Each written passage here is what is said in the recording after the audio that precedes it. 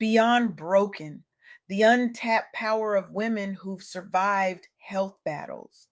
What if everything we thought we knew about weakness was wrong? What if the very experiences we label as setbacks are actually launching pads for extraordinary strength? What if the scars we try to hide contain wisdom the world desperately needs? I had the extraordinary privilege of interviewing Kaylia Nunez, a visionary researcher and advocate whose work has fundamentally transformed how we understand resilience in professional women who have overcome significant health challenges. For those who don't know her name yet, remember it now. Kaylee has spent the past decade documenting the invisible strengths of women's society too often dismisses, creating frameworks that are revolutionizing workplace cultures across industries and challenging the very foundations of how we define capability and leadership. Her groundbreaking research has illuminated a truth that's been hiding in plain sight. Women who have battled serious illness possess unique strengths that our workplaces desperately need but consistently undervalue. The stories Kalia has collected, the data she's meticulously analyzed, and the movements she has sparked have created not just ripples, but waves of change across industries. Today, I'm sharing what I learned from her, insights that challenge us to completely reimagine how we view health, recovery, and professional potential.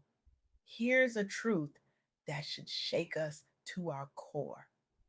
Right now, in offices across this country, brilliant women are hiding their medical histories like shameful secrets.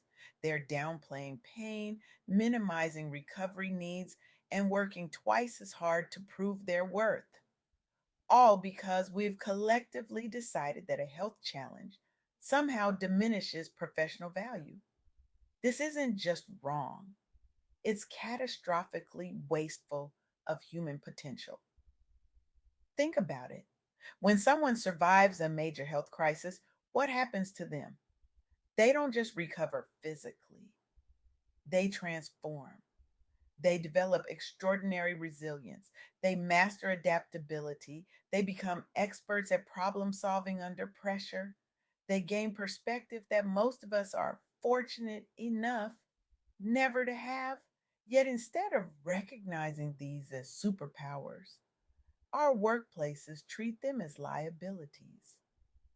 According to research Kaylia shared with me, 61% of employees who experience discrimination based on health history report poor physical health outcomes. The discrimination itself becomes another illness to overcome. This creates a vicious cycle where women who've already fought battles for their lives must then fight battles for their livelihoods. But here's where it gets interesting and where Kalia's work becomes truly revolutionary. Companies that break this pattern, that actively support women through recovery and value their unique perspectives, see something remarkable happen. Their engagement scores rise, innovation increases, retention improves, profitability grows. This isn't just about doing the right thing, it's about doing the smart thing. Let me share three fundamental truths that Kalia's work has revealed. Truths that should transform how we think about women who faced health challenges. First, resilience isn't just a personality trait, it's a skill set developed through adversity. And it's one of the most valuable assets in today's volatile business environment. When the American Psychological Association studied women returning to work after significant illness, they found something fascinating. These women didn't just come back with the same capabilities they had before. They returned with enhanced problem solving abilities, greater emotional intelligence, and remarkable adaptability. I remember Kaylia telling me about Sarah, a marketing executive who returned to work after battling stage 3 cancer. Her colleagues were initially hesitant, worried she wouldn't be able to handle the pressure. What they didn't realize was that after facing mortality, deadline stress felt manageable. After navigating complex treatment decisions, strategic marketing choices seemed straightforward. After coordinating with multiple medical specialists, team collaboration was second nature.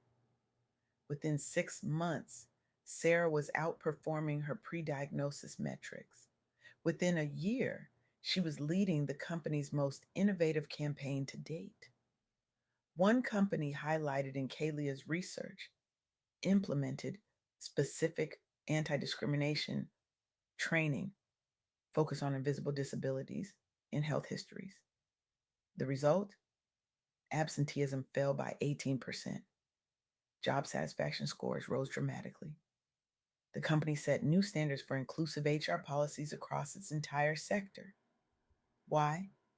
Because when you create an environment where people don't have to hide their health challenges, they can direct that energy toward actual productivity instead.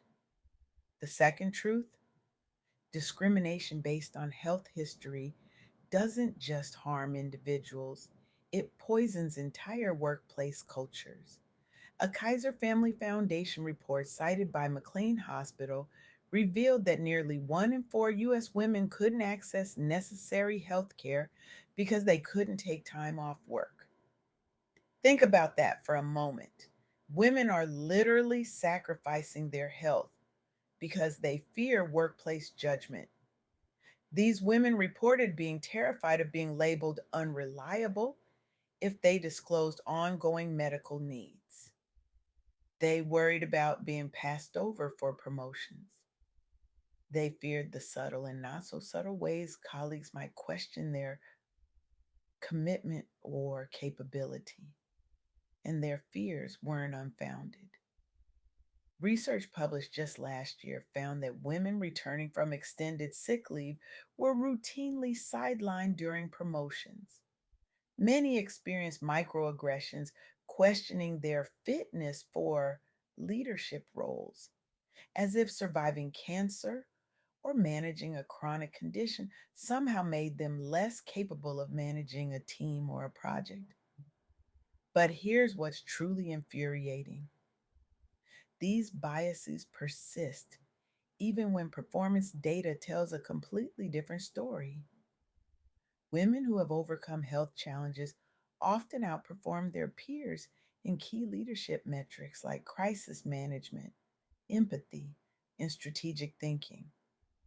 The third truth Kalia's work reveals is perhaps the most powerful. Creating truly inclusive workplaces isn't just about accommodation, it's about transformation. Some forward thinking companies have begun to recognize this. They have created confidential leave policies and robust return to work support programs. They've established leadership development tracks specifically designed for previously marginalized groups, including those with visible or invisible disabilities. The results speak for themselves. In companies that implemented these changes, promotion rates among recovered female professionals doubled within just 2 years. Employee engagement soared as trust was rebuilt across teams. But the most profound changes happened at the cultural level.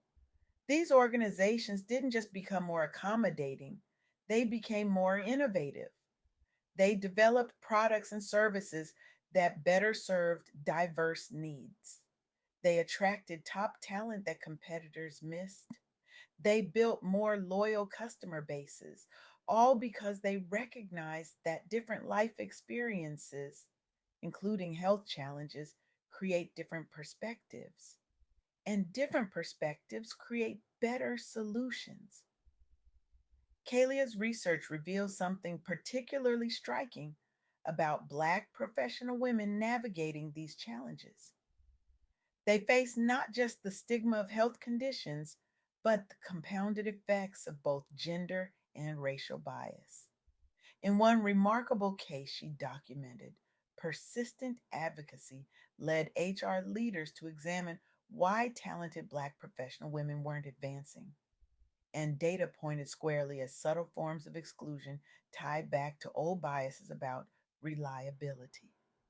When these biases were addressed through intentional policy changes, several program graduates went on to serve as senior executives, driving further DEI initiatives sector wide.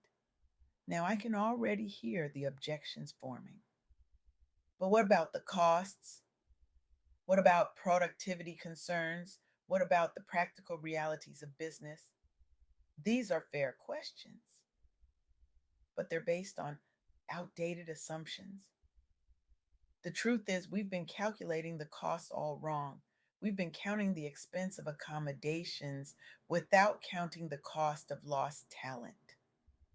We've been measuring short term productivity without considering long term innovation. We've been thinking about practical realities without acknowledging how quickly those realities are changing. In today's knowledge economy, the most valuable resource isn't time, it's talent, it's creativity, it's perspective, it's resilience. And women who have overcome health challenges often have these qualities in abundance. So, what would happen if more people and organizations adopted this perspective? Workplaces would become safer spaces where talent is recognized regardless of medical history. Job satisfaction would rise while turnover drops. The broader community would benefit from diverse leadership voices shaped through lived experience. Ultimately, businesses would see gains in innovation and profitability thanks to truly equitable practices. But perhaps most importantly, we would stop wasting human potential. We would stop forcing people to hide parts of themselves that could actually be their greatest strengths. This isn't just about accommodation, it's about transformation. It's about recognizing that the very experiences we've been taught to view as weaknesses might actually be superpowers in disguise. I want to leave you with this.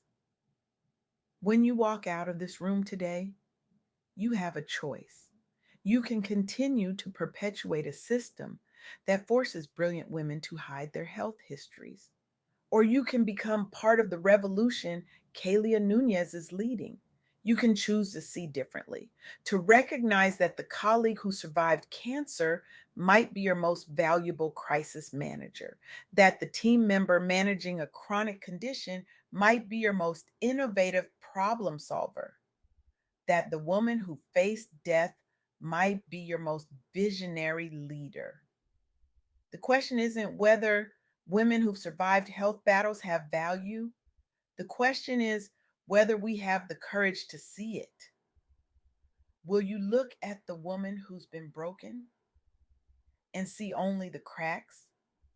Or will you recognize that sometimes it's through those very cracks that the light shines most brilliantly? The choice is yours. But know this: in a world that increasingly demands resilience, adaptability, and perspective, the very women we've been overlooking might be exactly the leaders we need. The revolution has already begun. The question is, will you join it?